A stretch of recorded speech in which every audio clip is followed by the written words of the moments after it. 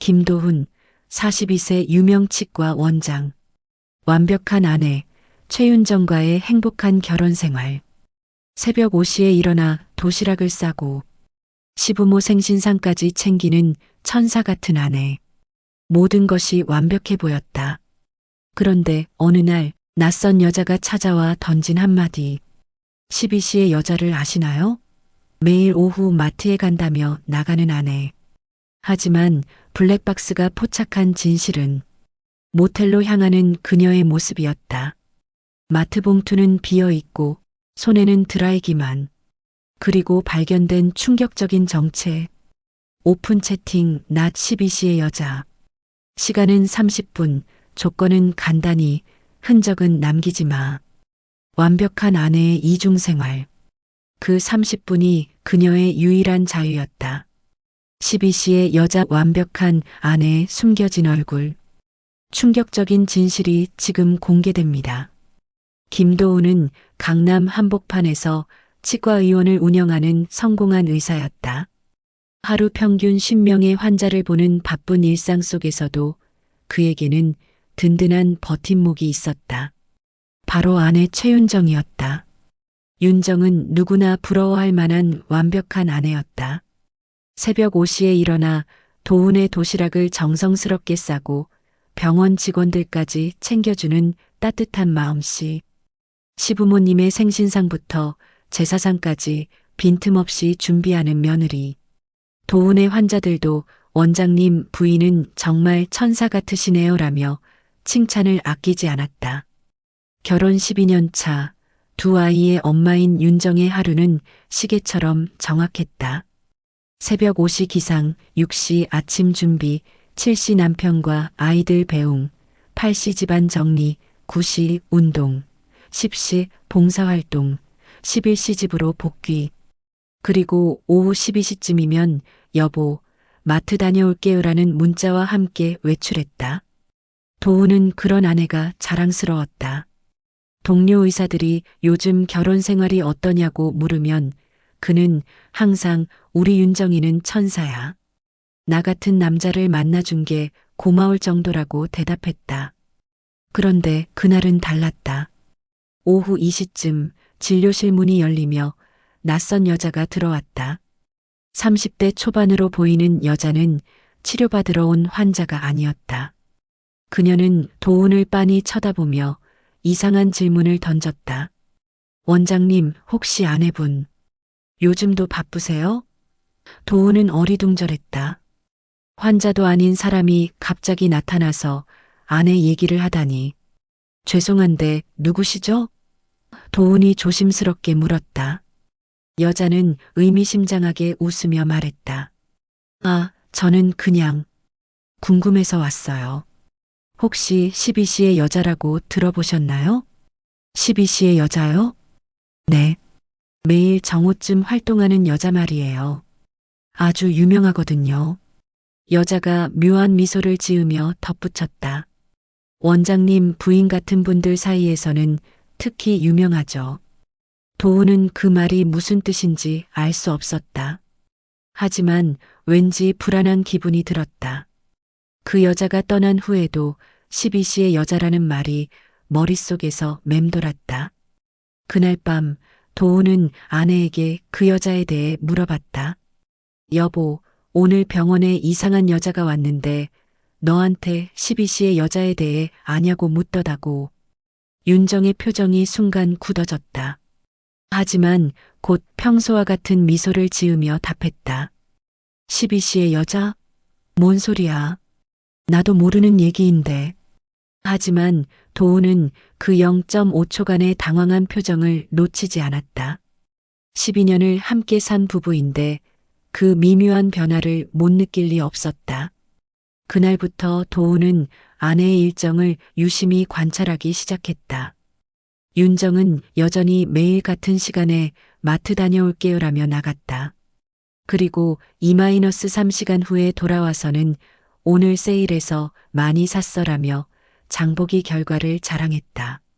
하지만 이상한 점들이 하나둘 눈에 띄기 시작했다. 아내가 사온 물건들이 항상 비슷했다는 것, 영수증을 절대 보여주지 않는다는 것. 그리고 외출 후 돌아올 때마다 머리에서 드라이기 냄새가 난다는 것이었다. 가장 이상한 건 윤정의 핸드폰이었다. 예전에는 아무렇지 않게 두고 다녔는데 최근 들어서는 화장실에 갈 때도 가져갔다. 그리고 밤에 잘 때도 뒤집어서 놓거나 아예 다른 방에 두고 잤다. 도우는 점점 의심이 커져갔다. 완벽한 아내라고 믿었던 윤정에게 뭔가 숨기는 일이 있다는 확신이 들었다. 그리고 그것은 12시의 여자와 관련이 있을 것이라는 직감이 들었다. 의심이 확신으로 바뀌는 데는 일주일이 걸렸다. 도우는 윤정 몰래 그녀의 차에 블랙박스를 추가로 설치했다. 실내 촬영이 가능한 모델로 차 안에서 일어나는 모든 일을 녹화할 수 있었다. 그 다음 주 화요일 윤정은 평소와 같이 마트 다녀올게요라는 문자를 보냈다. 도우는 진료를 중단하고 실시간으로 블랙박스 영상을 확인했다. 처음에는 평범했다. 윤정이 차에 타고 실제로 마트 방향으로 향하는 모습이 보였다. 하지만 마트 주차장에 도착한 후의 행동이 이상했다. 윤정은 장바구니를 차에서 꺼내 마트로 향하는 듯 했지만 10분도 안 되어 다시 나왔다. 그런데 손에는 아무것도 들려있지 않았다. 장바구니마저 차에 그대로 두고 나온 것이었다. 더 충격적인 건 그 다음이었다. 윤정은 마트 주차장에서 검은색 아반떼를 기다리고 있었다. 얼마 후 그 차가 나타나자 윤정은 자연스럽게 조수석에 탔다. 도훈의 심장이 쿵쾅거렸다. 차는 시내 중심가로 향했다. 그리고 도착한 곳은 러브 캐설이라는 모텔이었다. 네온 사인이 번쩍이는 그 간판을 보는 순간 도훈은 현실을 받아들일 수 없었다. 설마 아닐 거야. 다른 이유가 있을 거야. 하지만 40분 후 윤정이 모텔에서 나오는 모습이 화면에 잡혔다. 머리가 완전히 젖어 있었다. 그리고 손에는 소형 드라이기가 들려 있었다. 윤정은 다시 검은 차에 탔고 15분 후 마트 주차장으로 돌아왔다. 그리고는 마치 아무 일 없었다는 듯이 마트로 들어가서 장을 봤다. 30분 만에 나와서는 도훈에게 전화를 걸었다. 여보, 과메기 사갔어. 당신 좋아하잖아. 저녁에 구워줄게. 그 목소리는 평소와 똑같이 밝고 다정했다. 하지만 도훈은 손이 떨렸다. 그 목소리 뒤에 숨겨진 진실을 알고 있었으니까. 집에 돌아온 윤정은 여전히 평범한 주부였다. 오늘 마트에서 세일 많이 해서 이것저것 많이 샀어. 아, 그리고 새로운 드라이기도 하나 샀어. 우리 집 거 바람이 약해져서. 그녀가 들고 온 쇼핑백에서 정말로 드라이기가 나왔다. 도훈은 소름이 돋았다. 모텔에서 머리를 말리고 온 것을 숨기기 위해 일부러 드라이기를 사온 것이었다. 모든 게 계획적이고 치밀했다. 그날 밤 도훈은 잠들 수 없었다. 12년 동안 믿어왔던 아내가 매일 다른 남자와 모텔에 간다는 사실을 받아들이기 어려웠다. 더 충격적인 건 그녀의 완벽한 연기력이었다. 집에서는 정말로 완벽한 아내와 엄마였으니까. 다음 날 도훈은 또 다른 증거를 발견했다. 윤정의 화장대에서 평소에 사용하지 않는 향수를 찾은 것이었다. 그리고 그 향수는 외출할 때만 뿌리는 것 같았다. 집에서는 절대 그 냄새가 나지 않았다. 더 섬뜩한 건 윤정의 스케줄이었다. 매주 화요일, 목요일, 토요일 오후 12시. 정확히 그 시간에만 마트에 갔다. 그리고 항상 2-3시간 후에 돌아왔다. 너무나 규칙적이고 체계적이었다. 도훈은 깨달았다. 이건 우발적인 일이 아니라는 것을. 오랫동안 계획되고 실행되어 온 이중생활이라는 것을. 그리고 윤정이 그 누구보다도 이 일에 능숙하다는 것을. 진실을 파헤치기 시작한 지 2주 후 도훈은 더욱 충격적인 사실을 발견했다. 윤정의 핸드폰을 몰래 확인한 결과 그녀가 오픈 채팅방에서 활동하고 있다는 것을 알게 된 것이었다. 채팅방 이름은 낮 시간 침묵회였지만 실제 내용은 전혀 달랐다. 윤정은 그곳에서 낮 12시의 여자라는 닉네임을 사용하고 있었다. 그리고 그 채팅방은 기혼 여성들이 비밀스러운 만남을 주선하는 곳이었다. 도훈이 본 대화 내용은 충격적이었다. 12시의 여자 시간은 정확히 30분. 조건은 간단히. 흔적은 절대 남기지 마. 새로운 회원 처음인데 어떻게 해야 하나요?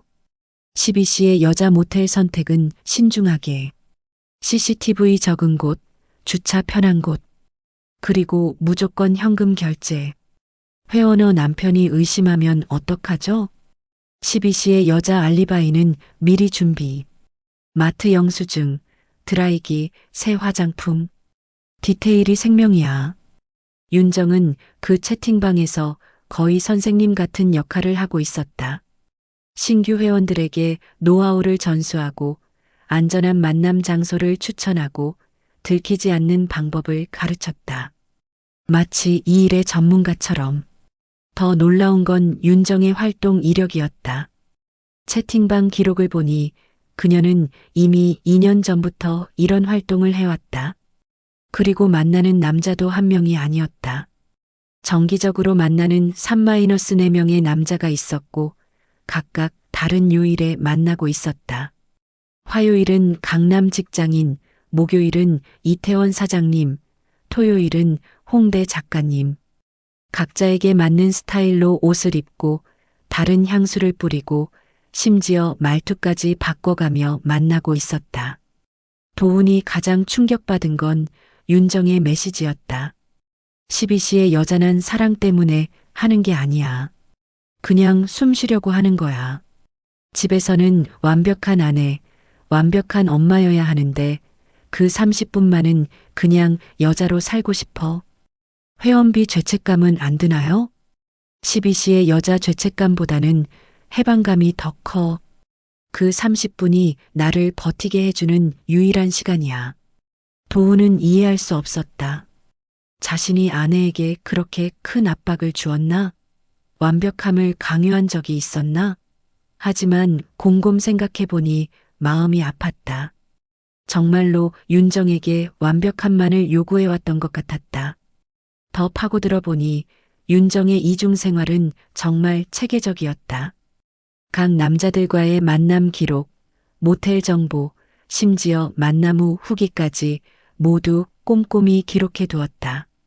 마치 일기처럼. 오늘의 만남 강남 직장인. 장소 에로텔. 시간 1200-1230. 후기 역시 차분한 남자가 좋다. 집 얘기는 일절하지 않아서 편했음. 다음 주도 같은 시간. 주의사항 드라이기 꼭 챙기기. 향수는 집 도착 1시간 전에 지우기. 마트에서 반드시 뭔가 사오기. 도우는 소름이 돋았다. 이 모든 게 2년 동안 자신의 코앞에서 벌어지고 있었는데 자신은 전혀 몰랐다는 것이, 아니, 모르려고 했던 것일 수도 있었다. 가장 충격적인 건 마지막에 발견한 메시지였다. 12시의 여자 남편이 의심하기 시작한 것 같아. 누군가 병원에 찾아가서 물어봤다고 해. 회원 씨 그럼 이제 그만둬야 하는 거 아냐? 12시의 여자 아직은 괜찮을 것 같아. 12년 동안 완벽한 연기를 해왔는데 이제 와서 들킬 리는 없어. 도우는 그 메시지를 보고 모든 걸 확신했다. 윤정은 자신을 완전히 바보로 보고 있었다. 그리고 앞으로도 계속 속일 수 있다고 생각하고 있었다. 더 이상 참을 수 없었다. 도우는 윤정을 직접 추궁하기로 결정했다. 하지만 그 전에 결정적인 증거를 확보하고 싶었다. 그래서 그 다음 주 화요일 윤정이 마트에 간다고 할 때 뒤를 따라가기로 했다. 도우는 진료를 일찍 마치고 윤정의 뒤를 쫓았다. 예상대로 윤정은 마트가 아닌 모텔로 향했다. 그리고 검은 아반떼에서 내린 남자와 함께 모텔로 들어갔다. 도훈은 차 안에서 40분을 기다렸다. 그리고 윤정이 나오는 순간을 포착했다. 머리가 젖어 있고 손에는 드라이기가 들려 있었다. 모든 게 블랙박스로 본 것과 똑같았다. 윤정이 마트로 향하는 것을 확인한 후 도훈은 집으로 먼저 돌아갔다. 그리고 윤정이 돌아오기를 기다렸다. 오후 3시 윤정이 밝은 얼굴로 집에 들어왔다. 여보 왔어? 오늘 마트에서 좋은 고기 있어서 사왔어. 저녁에 구워 먹을까? 도훈은 더 이상 참을 수 없었다. 마트에 간다더니 이게 내가 간 곳이야? 도훈이 블랙박스 영상을 보여주자 윤정의 얼굴이 하얗게 변했다. 하지만 윤정은 금세 평정을 되찾았다. 그래, 잠깐의 휴식이었어. 휴식? 이걸 휴식이라고 해? 도훈의 목소리가 떨렸다. 당신은 매일 나한테 완벽을 요구했잖아. 윤정이 차가운 목소리로 말했다. 아이들 돌보고 시부모 모시고 당신 병원 환자들까지 챙기면서 내 시간은 단 1분도 없었어. 그래서 이런 식으로 그 30분이 유일한 자유였다고. 윤정의 목소리에는 전혀 후회가 없었다. 나는 그들을 사랑한 게 아니야. 그냥 숨 좀 쉬었을 뿐이야. 도훈은 어이가 없었다. 2년 동안 여러 남자와 이게 숨 쉬는 거야? 응. 나한테는 그게 숨 쉬는 거였어. 윤정이 똑똑히 말했다. 당신이 원하는 완벽한 아내로 살기 위해서 필요한 거였다고. 그럼 나한테는 왜 말하지 않았어? 힘들다고, 숨 막힌다고. 말했어. 여러 번 말했어. 하지만 당신은 듣지 않았어. 그냥 고생한다, 고맙다 이런 말만 했지. 내가 정말 어떤 기분인지는 관심 없었어. 도훈은 할 말이 없었다. 정말로 윤정의 마음에 관심을 가져본 적이 있었나? 그저 그녀가 완벽하게 해주는 것들을 당연하게 받아들이기만 했던 것 같았다. 그래도 이런 식으로는 안 되잖아. 도훈이 소리쳤다. 그럼 어떤 식으로 해야 했는데? 윤정이 반문했다. 이혼하자고. 아이들 버리고 나가자고. 난 그럴 수 없었어. 그래서 이런 방법을 택한 거야. 그 순간 도훈은 깨달았다. 윤정에게는 이게 최선의 선택이었다는 것을. 가정을 지키면서도 자신의 숨통을 틔우는 유일한 방법이었다는 것을. 하지만 받아들일 수는 없었다. 이제 어떻게 하자는 거야? 모르겠어. 윤정이 담담하게 답했다. 당신이 정하세요. 이혼할 거면 하고 아니면 모른 척하고 살든지. 그 차가운 말에 도훈의 세상은 완전히 무너졌다. 그날 밤부터 집안의 분위기가 완전히 바뀌었다. 윤정은 여전히 아침을 차려주고 아이들을 돌봤지만 예전 같은 따뜻함은 사라졌다. 모든 게 기계적이고 의무적으로 보였다. 도훈도 마찬가지였다. 진료에 집중할 수 없었고 환자들과 대화할 때도 자꾸 딴 생각이 났다. 동료들이 요즘 무슨 일 있냐고 물어봐도 대답할 수 없었다. 가장 힘든 건 아이들이었다. 초등학생인 큰아이가 엄마 아빠 왜 요즘 말이 없어? 라고 물을 때마다 가슴이 찢어지는 것 같았다. 일주일 후 윤정이 먼저 입을 열었다. 나 집 나갈게. 갑자기 왜? 이렇게 사는 것도 서로에게 고문이잖아. 차라리 깔끔하게 정리하는 게 나을 것 같아. 아이들은 어떡하고? 당신이 키워. 나보다 당신이 더 잘할 수 있을 거야. 경제적으로도 그렇고.